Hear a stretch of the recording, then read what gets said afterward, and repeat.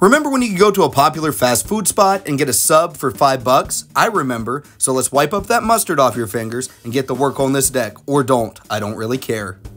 So let's get into it. Today we've got another $5 deck tech on Brimaz, Blight of Oreskos.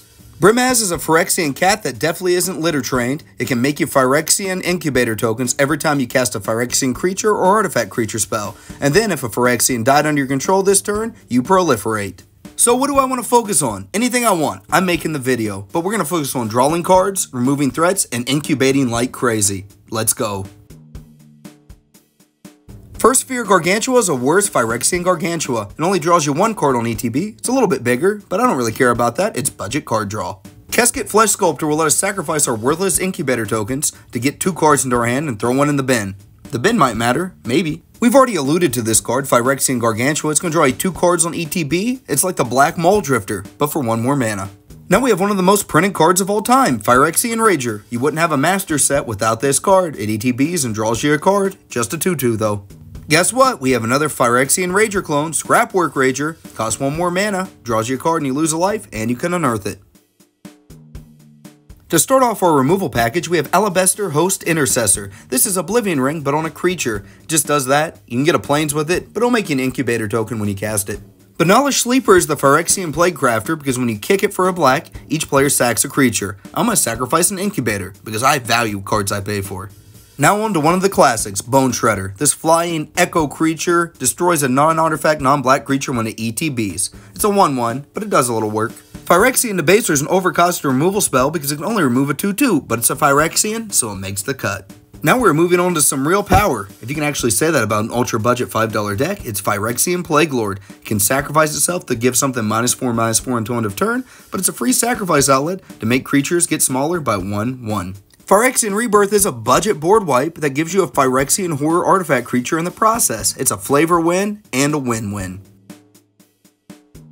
Now it's time to do what this deck was meant to do, incubate. Our first incubator is Blight Titan. This 6/6 Death Toucher lets us mill 2 cards on ETB and attack, and then we get to make an incubator token based on the number of creature cards in our graveyard. Next up we have the Bloat Lord himself, Bloated Processor. It's going to allow us to sacrifice Phyrexians to make it bigger, and then when it dies we incubate X where X is its power, and we're going to make it huge.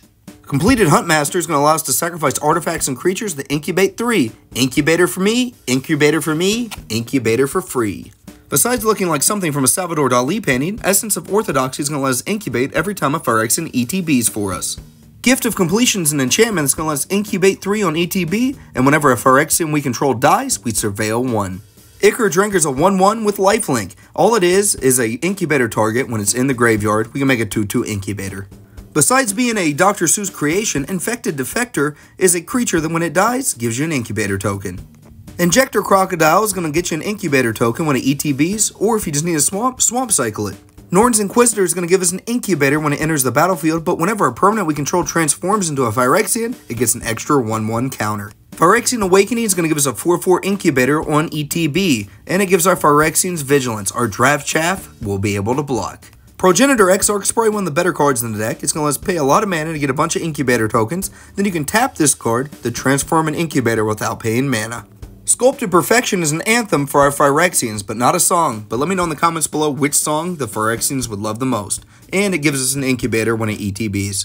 I could have put Sunder the Gateway under removal, and is that in the worst case scenario, but what I'm going to do is incubate and then transform an incubator token. Tiller of Flesh is going to let us turn all of our removal spells into incubator tokens. It's going to give us one every time we target something. So that wraps up our $5 deck tech on Brimaz, Blight of Oreskos. The full deck list is on Moxfield, link in description. So anyways, if you like this, please give me a like, comment, and subscribe. Then I'll see you on the next one.